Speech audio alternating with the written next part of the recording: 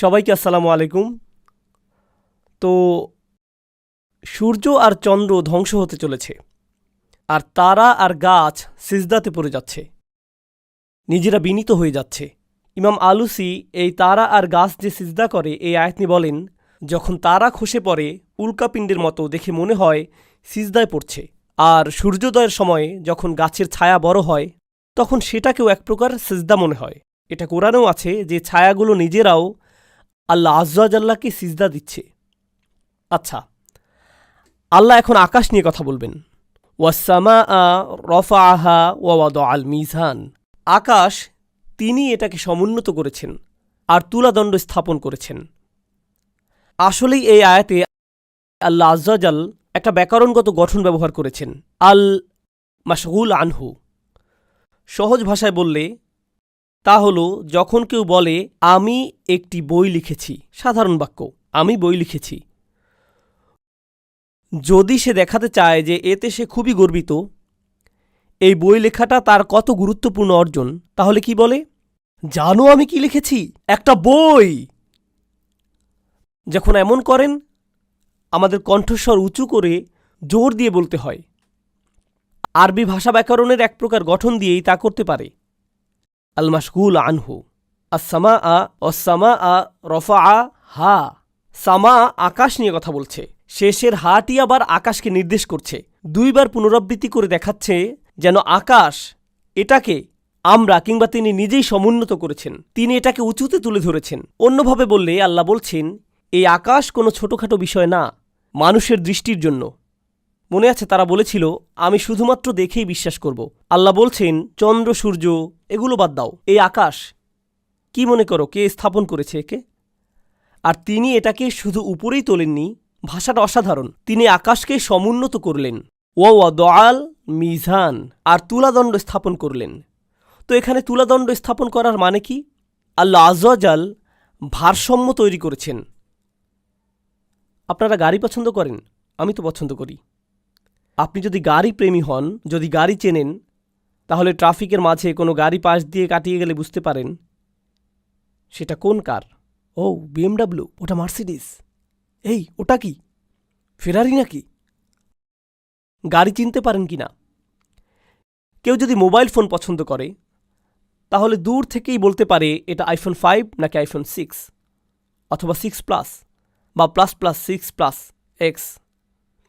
শীঘ্রই এটা আইপ্যাড হয়ে যাবে, মাথায় আইপ্যাড ধরে রাখবেন। তো যাই হোক, অ্যাপল প্রোডাক্ট চিনবেন কিভাবে? BMW প্রোডাক্ট কিভাবে চিনেন? তাদের লোগো থেকে চিনতে পারেন, আবার ডিজাইন থেকেও চিনতে পারেন। তাদের নির্দিষ্ট একটা ডিজাইন আছে, দেখেই বলতে পারেন এটা অ্যাপেলের প্রোডাক্ট।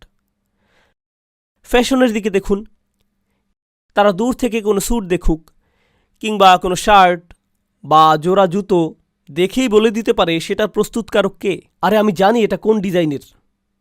ধরুন কোনো স্থাপত্য আছে, যারা স্থাপত্যবিদ্যা নিয়ে পড়াশোনা করে তারা কোনো ভবন দেখেই বলে দিতে পারে কেমন শৈলীর ভবন এটা, কোন স্কুল অফ আর্কিটেকচার এটা। ঠিক যখন কেউ কিছু তৈরি করে তাদের ডিজাইনটাই হলো এক প্রকার স্বাক্ষর। আপনি মানুষকে তাদের স্বাক্ষর দিয়ে চিনতে পারেন, তাই না? ডিজাইন আর ম্যানুফ্যাকচারিংয়ের দুনিয়াতে আপনি কিছু যেভাবে ডিজাইন করেছেন, যেভাবে তৈরি করেছেন, সেটাই আপনার স্বাক্ষর। তাই অ্যাপল পণ্যের স্বাক্ষর হলো ব্যবহারের সহজতা, তারল্য, এটাই তাদের স্বাক্ষর। BMWর স্বাক্ষর হলো কর্মক্ষমতা বা এমন কিছু। বুঝতে পারছেন কি বলছি? আল্লাহ কি একজন স্রষ্টা, নির্মাতা নাকি না? হ্যাঁ, তাই তারও নির্দিষ্ট একটা স্বাক্ষর আছে। তিনি যা কিছু বানান তার স্বাক্ষর থাকে। তার স্বাক্ষর কি? তার স্বাক্ষর হলো ভারসাম্য, তুলাদণ্ড। সব কিছু ভারসাম্যের সাথে সৃষ্টি হয়েছে। মানবজাতির সৃষ্টি ভারসাম্যপূর্ণ। ওয়ানাফসিন ওয়ামা সাওয়াহা। তিনি ভারসাম্য রক্ষা করেছেন। তিনি আকাশকে একত্র করে তাতে ভারসাম্য করেছেন। সূর্য ঠিক যেখানে থাকার সেখানেই আছে, চাঁদ যেখানে থাকার হুবহু ওখানেই আছে, নক্ষত্রগুলোও ঠিক সেখানেই আছে যেখানে থাকার কথা। সব কিছুই ভারসাম্যপূর্ণ। সম্পূর্ণ সৌরজগৎ, দিন শেষে পুরো আকাশের সব কিছু ভারসাম্যপূর্ণ একে অপরের সাথে। এটাই হলো অবস্থা, এটাই হলো নিয়ম। এখন তিনি এই অবিরাম অন্তহীন মহাবিশ্ব সৃষ্টি করেছেন সম্পূর্ণটাই একটিমাত্র নীতিতে। সেটা কি? ভারসাম্য। আর এই অন্তহীন মহাবিশ্বের একটি অতি ক্ষুদ্র গ্রহের নাম হলো পৃথিবী, যে গ্রহে আমরা বাস করি। আপনি কি মনে করেন, এই ভারসাম্যের নীতি যদি সবখানেই প্রযোজ্য হয় তাহলে পৃথিবী ব্যতিক্রম হবে? না। তার অটল ডিজাইন স্বাক্ষর সর্বত্রই তিনি ভারসাম্য পছন্দ করেন। শুধুমাত্র একই জিনিস ভারসাম্যের বাহিরে, তা হলো মানবজাতি আর জিন। তারাই শুধু ভারসাম্যের বাহিরে। বাকি সব কিছুই আল্লাহ সৃষ্টি করেছেন সম্পূর্ণরূপে কি? ভারসাম্য দিয়ে। আর আল্লাহ মানুষকে শুধু বলছেন না যে আকাশের দিকে তাকাও, সূর্যকে দেখো, চাঁদকে দেখো, সব কিছু কীভাবে ভারসাম্যপূর্ণ সেটা দেখো। আচ্ছা, কোরআনের উদ্দেশ্য কি বলুন তো? এটা রহমত, এটা হেদায়েত। হেদায়েত আমাদেরকে কি দেয়? ভারসাম্য। এটা আমাদের নিজেদের প্রতি দায়িত্বে ভারসাম্য দেয়, স্ত্রীর প্রতি দায়িত্বে ভারসাম্য দেয়, বাবা মায়ের প্রতি দায়িত্বে ভারসাম্য দেয়, সন্তানের প্রতি দায়িত্বে ভারসাম্য দেয়, আল্লাহর প্রতি আপনার দায়িত্বে ভারসাম্য দেয়, আপনার শরীরের প্রতি দায়িত্বে, আপনার হৃদয়ের প্রতি দায়িত্বে, আপনার যে এত সব দায়িত্ব, এত সব অধিকার, কিভাবে এই সব কিছুতে ভারসাম্য আনবেন, ন্যায় বিচারীদের মাঝে কিভাবে করবেন, এটাই কোরআনের উদ্দেশ্য। দেখুন, পৃথিবীতে সবসময়ই ভারসাম্যহীনতা থাকবে। সরকার থাকবে, আবার জনগণও থাকবে। আর সরকারগুলো বলবে আমাদের যথেষ্ট নিয়ন্ত্রণ নেই, আর জনগণ বলবে আমাদের যথেষ্ট স্বাধীনতা নেই। ভারসাম্য আসবে কোরআন থেকে। সবসময় চাকরিদাতা আর চাকরিজীবী থাকবে। নিয়োগদাতারা বলবে আমরা কর্মচারীদের বেশি বেতন দেই, আর কর্মচারীরা বলবে তারা আমাদের বেতন দেয় খুবই কম। কর্মকর্তারা বলবে কর্মচারীদের কম ছুটি দেওয়া প্রয়োজন, কর্মচারীরা বলবে আমাদের আরও বেশি ছুটি প্রয়োজন। ভারসাম্য আসবে আল্লাহর কিতাব থেকে। পুরুষ আর মহিলাদের মাঝেও সব সময় ভারসাম্যহীনতা থাকবে। স্বামীরা বলবে স্ত্রী আমার কথা শোনা উচিত, স্ত্রী বলবে সে তো আমার কথা শুনেই না, আমি কেন তার কথা শুনব? কি করেছে সে? সে আমাকে আয়াত পড়ে শোনায়, সাহাবীদের কথা বলে, সে নিজে তো সাহাবী না, তাই না? আমি বাচ্চাদের নিয়ে একটা পরীক্ষা করতাম যখন স্কুলে পড়াতাম। তখন আমাদের ইসলামিক স্কুলের ছেলে মেয়ে উভয়ই আছে সেকেন্ড গ্রেডে। খেলার মাঠ ছিল ছোট্ট একটা। তাই আমরা বললাম ঠিক আছে, পরীক্ষাটি হলো সপ্তাহের কিছুদিন ছেলেরা খেলার মাঠ পাবে, সপ্তাহের কিছুদিন মেয়েরা খেলার মাঠ পাবে। বাচ্চারা স্কুলে সপ্তাহে কয় দিন যায়? 5 দিন। আমি মেয়েদের সিদ্ধান্ত নিতে দেব কারা 3 দিন পাবে আর কারা 2 দিন। মেয়েরা কী সিদ্ধান্ত নিল? মেয়েরা 3 দিন পাবে, ছেলেরা পাবে 2 দিন। মেয়েগুলো শুরুই করেছিল 5 দিন দিয়ে, পরে বোঝাপড়া করে 3 দিনে নেমে আসলো। এরপর বললাম আচ্ছা ঠিক আছে, আমি ছেলেদের সিদ্ধান্ত নিতে দেব কারা 3 দিন পাবে আর কারা 2 দিন পাবে। কী সিদ্ধান্ত নিল? ছেলেরা 3 দিন পাবে। দিন শেষে ছেলেরা ছেলেদের পক্ষই নেবে আর মেয়েরা মেয়েদের পক্ষই নেবে। কারণ আমি তো শুধু আমার দৃষ্টিকোণটাই জানি। প্রাণী হিসেবে আমি পক্ষপাত দুষ্ট, আমি ভারসাম্য রাখতে পারি না, সক্ষম নই আমি। দেখুন, ডিভোর্স আদালত আছে, আমেরিকাতে ডিভোর্স কোর্ট আছে। বিচারকদের কেউ কেউ পুরুষ আর কিছু বিচারক নারী। এখন কল্পনা করুন কোনো পুরুষ বাজে এক ডিভোর্সের ভেতরে গেল, আর সে ডিভোর্স কোর্টের বিচারকও। সে নিজেই বিচারক, যার কিছুদিন আগেই ডিভোর্স হয়েছে। তার সামনে একটি মামলা আসলো। সে কার উপর রেগে থাকবে? মহিলাটির উপর। কারণ সে মহিলাটিকে দেখছে না, কাকে মনে করছে? নিজের স্ত্রীকে। তার কিছু করার নেই, সে তো নিজেই একজন পুরুষ। অন্যদিকে আরেকজন মহিলা বিচারক, সেও ডিভোর্সের ভেতরে আছে। এখন তার সামনে ডিভোর্সের মামলা আসলো, সে কাকে ধ্বংস করে দেবে? পুরুষটিকে। কিন্তু দিন শেষে আপনি করবেনটা কি? কোনো উটকে তো আর নিয়ে আসতে পারবেন না। হয় একজন পুরুষ, না হয় একজন মহিলাকে আনতে হবে।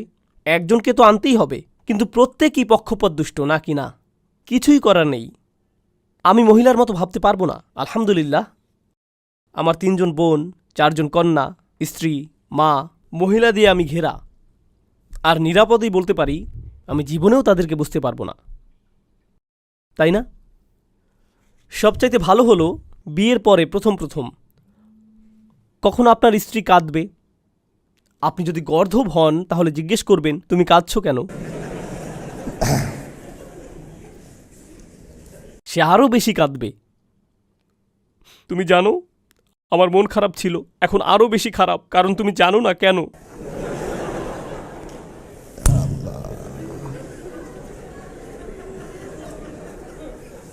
তখন আমি বলি, ওকে ওকে ওকে, আমি মূর্খ, আমি জানি না কেন, আমাকে বলো, শুধু বলো আমাকে কেন।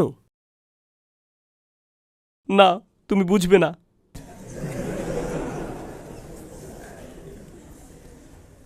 প্রথমে বলছো তোমার রাগ যে আমি জানি না, এরপর আমি জানলেও আমি বুঝবো না।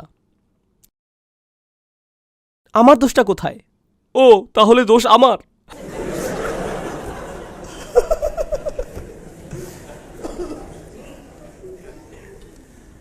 মন থেকেই বলতে পারি তাদেরকে আমি কখনোই বুঝতে পারবো না। সমস্যা নেই, তার জন্য ফুল কিনে আনুন, রাগ দূর করে দিন। ঠিক আছে? এখন যা বলতে চাচ্ছি তা হলো, মানুষ কখনোই কখনোই ভারসাম্য খুঁজে পাবে না, কারণ সবাই পক্ষপাতদুষ্ট। অন্য একজনকে সেই ভারসাম্য দিতেই হবে, আর সেই তৃতীয় পক্ষকে হতে হবে একদম নিরপেক্ষ। তার আপনাকে ততটুকু সমর্থন দিতে হবে যতটুকু অন্যজনকে, আর এটা মানবজাতির ভেতর থেকে সম্ভবই না। তাই সেটা ওপর থেকে আসতে হবে, সেটা শুধু আল্লাহর থেকেই। তিনিই সমস্ত সৃষ্টির মধ্যে ভারসাম্য দিয়ে দেন, সব কিছুতেই ভারসাম্য। তিনি ভেড়ার চাইতে সিংহকে প্রাধান্য দেননি, কারণ ভেড়া ছাড়া সিংহ বাঁচতে পারবে না, আর সিংহ ছাড়া ভেড়ার সংখ্যা অতিরিক্ত হয়ে যাবে, তারা না খেয়ে মরবে। সবাই সব ঘাস খেয়ে সবাই মারা পড়বে, এটা নিয়ন্ত্রিত। তিনি মাছিকে মশার উপর প্রাধান্য দেননি, হাতিকে সাপের চাইতে প্রাধান্য দেননি। তিনি পৃথিবীতে এত সব প্রাণী সৃষ্টি করেছেন যেন তারা সকলে একে অপরের সাথে কাজ করে, একে অন্যকে নিয়ন্ত্রণ করে, খাওয়া দাওয়া করে একে অন্যের থেকে, যেন এতে কি থাকে? ভারসাম্য।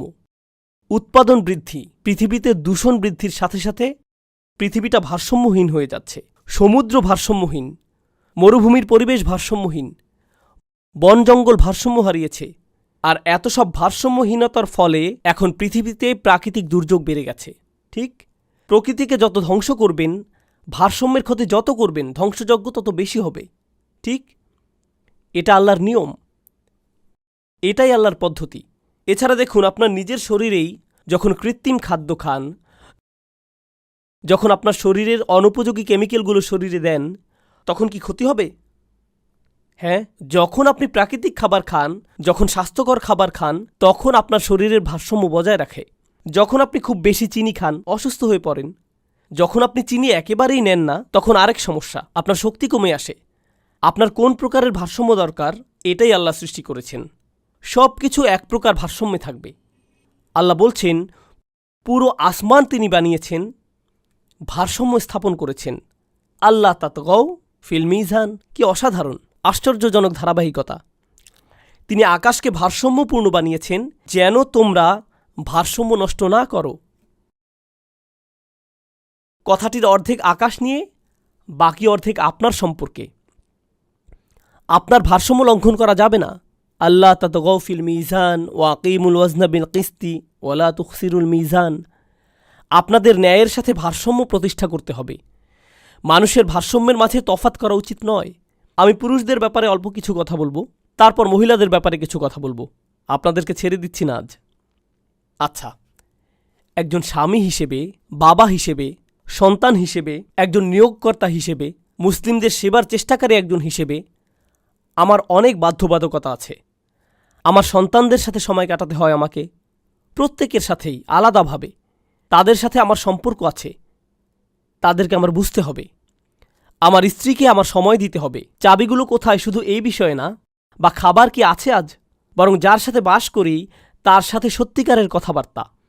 আমার সন্তানদের মা, তার সাথে আমার বন্ধুত্ব করতে হয়, সময় কাটাতে হয়, তার গুরুত্ব বোঝাতে হয় তাকে। এখন আমাকে একটি সংস্থা চালাতে হয়, সেই সংস্থায় অনেক প্রজেক্ট একত্রে হয়। আমাকে নিশ্চিত করতে হয় সব কিছু ঠিকঠাক চলছে। আমার ছাত্র আছে, নিশ্চিত করতে হবে তারা যা শিখছে সঠিকভাবে শিখছে। আমার একটা কমিউনিটি আছে, সেই কমিউনিটির জন্য আমি কাজ করছি কিনা সেটাও আমাকে নিশ্চিত করতে হবে। আমার বাবা মা আছেন, যথাযথ খেদমত করে তাদের খুশি করা, তাদের দোয়া নেওয়াটাও আমাকে নিশ্চিত করতে হবে। হায় আল্লাহ! এরপর আমার শ্বশুর বাড়িও আছে। ইন্না লিল্লাহি ওয়া ইন্না ইলাইহি রাজিউন। এরপর আমার বন্ধু বান্ধবও আছে, আমি নিজেও তো আছি। কারণ কিছু পর তো আমি পাগল হয়ে যাব। আমার নিজের জন্য কিছু সময় লাগবে, ব্রেক লাগবে, একটু বাস্কেটবল বা ভিডিও গেম খেলতে হবে, প্রয়োজন আমার, আসলেই লাগবে। আমার ইবাদতের জন্য সময় বের করতে হবে, কোরআনের পড়াশোনা আগানোর জন্য সময় প্রয়োজন, আমার হিপস রিভিউ করতে হবে। যা যা করতে হবে তার তালিকা করলে সেটা অনেক লম্বা হয়ে যাবে। আমি গ্যারান্টি দিতে পারি আপনাদের তালিকাও এমন বড়। শুধু আমার তালিকাই লম্বা না, আপনাদের তালিকাও লম্বা। যখন আপনার এমন দীর্ঘ তালিকা থাকে যে সব কিছুই করতে হবে, বেশিরভাগ সময়ে আমরা সব করতে পারি কি না? কিছু বাদ পড়ে যায়। আর মানুষ কি করতে চায়? তারা যেটা করতে পছন্দ করে সেটাতে বেশি সময় দেয়, আর যেটা অপছন্দ সেটাতে সময় দিতে চায় না। তো এক ভাই আছেন, প্রত্যেকবার ইসলামিক ইভেন্ট হলেই ভলান্টিয়ার হয়ে যান, 20 ঘন্টা ভলান্টিয়ারিংয়ে দিয়ে দেয়। আগের দিন চেয়ারগুলো ঠিক করে, মাইকগুলো বসায়, ফ্লাওয়ারগুলো ঠিক করে, এই সব কিছু সে করে। কিন্তু তার স্ত্রী তার উপর অখুশি, কারণ সে বাসায় সময় দেয় না। তাই প্রত্যেকবার বাসায় গেলেই স্ত্রী অভিযোগ করে, কিন্তু সে শুনতে চায় না। সে বের হয়ে আবারও বেশি ভলান্টিয়ারিং করে। ইভেন্ট কবে? 3 দিন পর। না না, আমি মসজিদ থেকে এখনই চেয়ার বসিয়ে দিচ্ছি। ফি সাবিলিল্লাহ। এটা ফি সাবিলিল্লাহ না। ঠিক আছে, তুমি অন্য দায়িত্ব থেকে পালাচ্ছ, তোমার আসল দায়িত্ব থেকে পালিয়ে বেড়াচ্ছ। তোমার সব কিছুর মধ্যে ব্যালেন্স করতে হবে। আর আপনি কিভাবে জানবেন যে আপনি ব্যালেন্সড আছেন কিনা? কঠিন প্রশ্ন, তাই না? আপনি কিভাবে জানবেন ভারসাম্যপূর্ণ জীবন কাটাচ্ছেন কিনা? আপনাদের বলছি, এর সবচাইতে সহজ উত্তর হলো, যদি আপনার পরিবার মনে করে আপনি ভারসাম্যপূর্ণ, যদি আপনার সন্তানরা মনে করে, যদি আপনার স্ত্রী মনে করে, আর যদি আপনার বাবা মা মনে করে আপনি ভারসাম্যপূর্ণ আছেন, তাহলে আপনি ঠিক আছেন। যদি তারা মনে করে তাদের কারো প্রতি আপনি অন্যায় করেছেন, তাহলে সম্ভবত সমস্যা আসলেই আছে, সম্ভবত অবস্থা ভালো নেই। আরেকটা জিনিস বলতে চাই, যদি দেশি হন, যদি আপনারা দেশি হন, এখানে দেশি কতজন? ইন্না লিল্লাহি ওয়া ইন্না ইলাইহি রাজিউন। দেশিরা দেখুন, আমরা অখুশি লোক, আমরা কারো উপরই খুশি না, আর কেউ আমাদের উপরেও কখনো খুশি নয়। তাই যদি আপনি স্ত্রীর সাথে খুশিও থাকেন, তাকে বলবেন না, কারণ মাথায় উঠে যাবে। আসলে এখানের অনেক স্বামীদের জন্যই স্ত্রীকে ভালো কিছু বলা আসলেই কঠিন। কারণ আমি জানি, আপনি যদি পাকিস্তানের হন, তবে এই যে পাঁজরের এখানে ব্যথা করে, যদি খুব ভালো রান্না করে, তবে আপনি কখনই বলবেন না আজকের রান্নাটা বেশ হয়েছে। যদি বলেও দেন খাবার ভালো ছিল, ব্যথা, আমাকে যেন এটা আর বলতে না হয়, খুব ব্যথা করে। যদি কোনো অভিযোগ থাকে খুব সহজেই করা যায়, সব ব্যথা উড়ে যায়, তাই না? আমাদের আশেপাশের মানুষদের খুশি করতে আমরা অভ্যস্ত নই। এটা ভারসাম্যহীনতা। মুসলিমদের আরেকটি ভারসাম্যহীনতার কথা আপনাদের বলি, আমরা স্বাস্থ্যের যত্ন নেই না। রাসূল সাল্লাল্লাহু আলাইহি সাল্লাম স্বাস্থ্যের যত্ন নিতেন কিনা? তিনি এমন কঠিন মিশন শুরু করেছিলেন যা কেউ আগে করেনি। কোনো মানুষ কখনোই রাসূল সাল্লাল্লাহু আলাইহি সাল্লামের মতো এত কঠিন কাজ করেনি। আর তিনি তা শুরুই করেছিলেন 40 বছর বয়সে। মানে তিনি সবচাইতে সুস্বাস্থ্যের অধিকারী ছিলেন 40 বছর বয়সে। আপনার মুসলিমদের 40 বছর বয়সে দেখেছেন?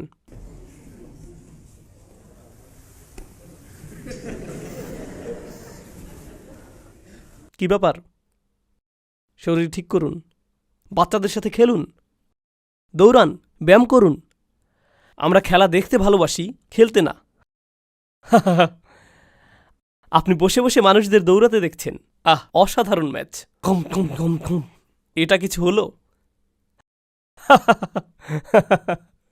আমি জানি না কেন, এমনকি চিকন মুসলিম যারা, তারাও দেখতে এমন এমন, এরপর এমন, যেন কোনো সাপ একটা ছাগল খেয়ে ফেলেছে। এটা তো ভারসাম্য না। আপনি প্লেনে চড়ে গেলে ট্রেটা পর্যন্ত নামানো লাগে না, আপনার পেটই ট্রে, সেটার উপরেই চা রেখে দেন। এগুলো সবই ভারসাম্যের বিষয়। আল্লাহ আমাদের জীবনে ভারসাম্য দিয়েছেন, আমাদের সে সকল দায়িত্বের ভারসাম্য রাখতে হবে। আর জানেন কি, কিছু মানুষ কখনোই খুশি হবে না। আপনার বাবা মা বলতে পারেন, তুমি স্ত্রীকে বেশি সময় দাও, সারাক্ষণ স্ত্রীর সাথে কি তোমার সে মালিক নাকি? আপনাদের অনেকে মাকে দেখতে মাসে একবার যান, তাতেই স্ত্রী পাগল হয়ে যায়। কেন তোমার মায়ের কাছে যাচ্ছ? হ্যাঁ, তিনি বলেছেন নাকি এখন থেকে তার সাথে থাকতে হবে? আর আসবে না নাকি তুমি?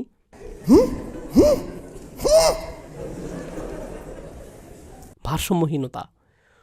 পুরুষদের আপনাদের স্ত্রী আর পিতামাতার মধ্যে ভারসাম্য রাখতে হয়। আপনি মাঝখানে। আপনার উচিত না আপনার পিতামাতাকে স্ত্রী সম্পর্কে বিরূপ মন্তব্য করতে দেয়া, আর আপনার স্ত্রীকে তার শ্বশুরবাড়ি সম্পর্কে মন্দ বলতে দেবেন না। তাদের একে অপরকে ভালোবাসার প্রয়োজন নেই, বাধ্যতামূলক নয় ভালোবাসা। তাদের শুধু সম্মান করা দরকার। আর কে এদের মধ্যে রেফারি হবে সব সময়? আপনি। আপনাকে দুপক্ষের সাথে ন্যায্য হতে হবে, এক পক্ষের সাথে না। আপনি আপনার স্ত্রীকে বলবেন না, তিনি তো আমার মা, কি করব আমি? ঠিক আছে, শুধু তাকে সম্মান করো। আপনি এমন করতে পারেন না। আপনি তাকে তার পরিবার থেকে নিয়েছেন, কথা দিয়েছেন তাকে হেফাজত করবেন। তাকে আপনার মায়ের দয়ার উপর ছেড়ে দিতে পারেন না। আপনার মা, যিনি আপনাকে ভালোবাসেন, তার ভালোবাসার একটি অংশ হল তিনি হিংসাও করেন। এখন অন্য এক মহিলা আপনার সময় নিয়ে নিচ্ছে আপনার মায়ের থেকে, সে হিংসা তাই অনেক সময় কুৎসিত হয়ে উঠতে পারে। সেটা জুলুম, নিপীড়নে পরিণত হয়ে যেতে পারে। এই সব কিছুই আপনার প্রতি তার ভালোবাসার কারণেই। আর আপনি আপনার মাকে ভালোবাসলেও আপনার স্ত্রীর উপর জুলুম হতে দিতে পারেন না। আপনাকে মাঝে এসে দাঁড়াতে হবে, আপনাকেই রেফারি হতে হবে, আপনার স্ত্রীর পক্ষ নিতে হবে। সব পরিবারেই এমন হয়, সব পরিবারেই।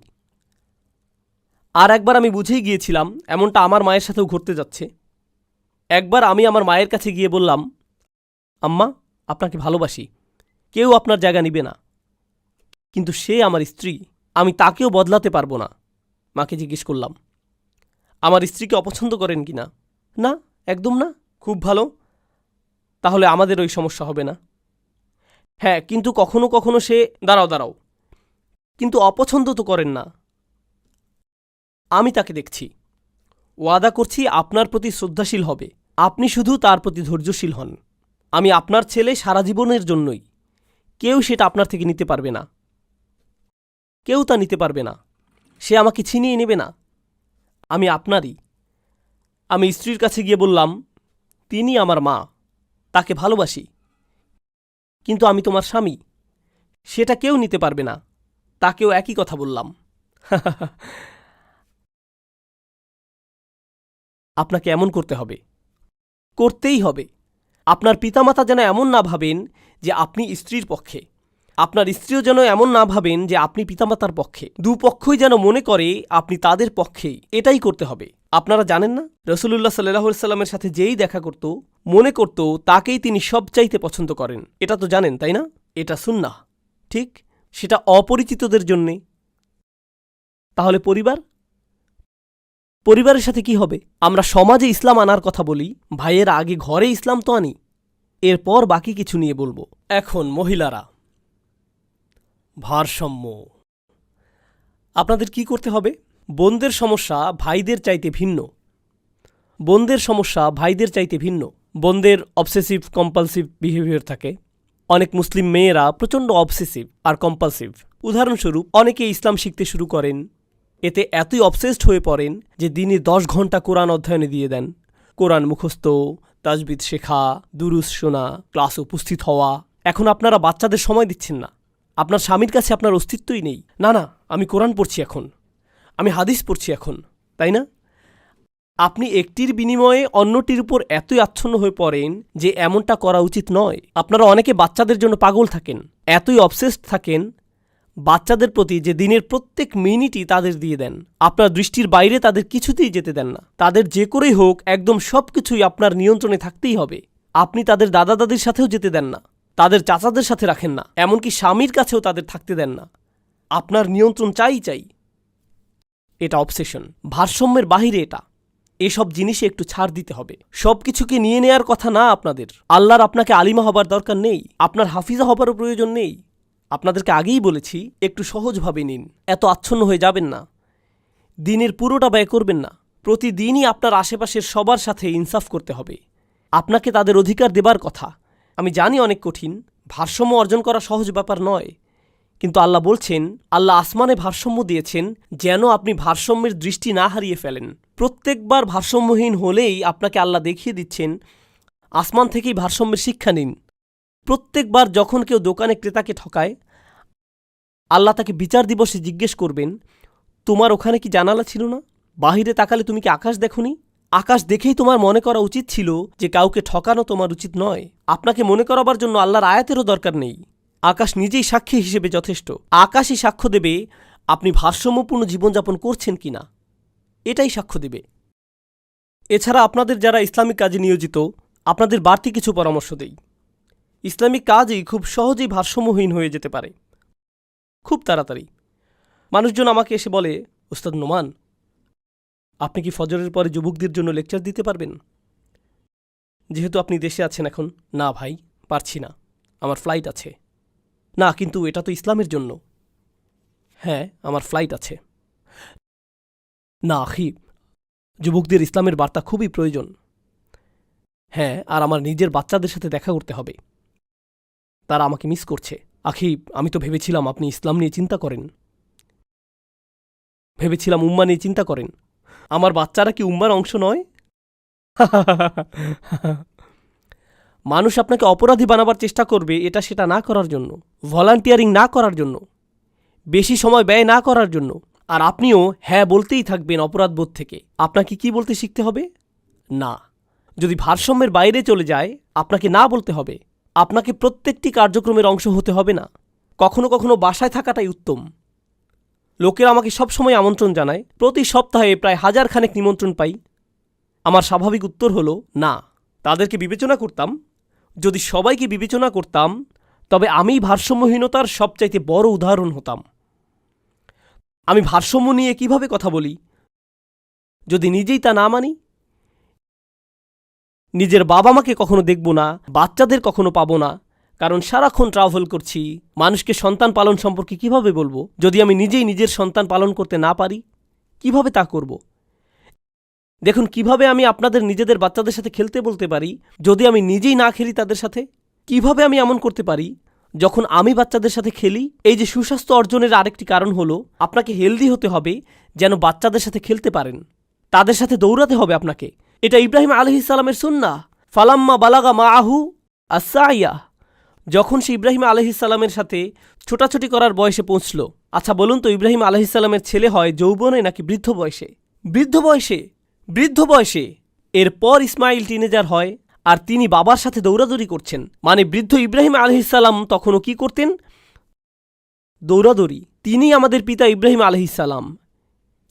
তিনি কোনো 40 বছর বয়সী বা 50 বছর বয়সীর চাইতেও অনেক বৃদ্ধ। আমাদের সময়ের 50 বছর বয়সীরা এমন। আপনারা সাদা চামড়ার 50 বছর বয়সীদের দেখেছেন? ইউরোপিয়ান 50 বছর বয়সীদের দেখেছেন? আপনারা আমেরিকান 70 বছর বয়সীদের দেখেছেন?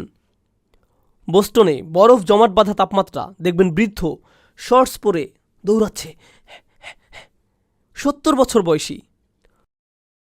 আমাদের 40 বছরেরগুলো যেন তারা বসতে লাগে 20 মিনিট, আর যখন উঠতে যায় শুনে মনে হয় ট্রাক রিভার্স করছে। ইপ ইপ ইপ ইপ। আরে দাঁড়াও দাঁড়াও। হায় আল্লাহ, শরীরটা ঠিক করুন। ওয়া আকিমুল ওয়াজনা বিল কিসতি ওয়া লা তুখসিরুল মিজান।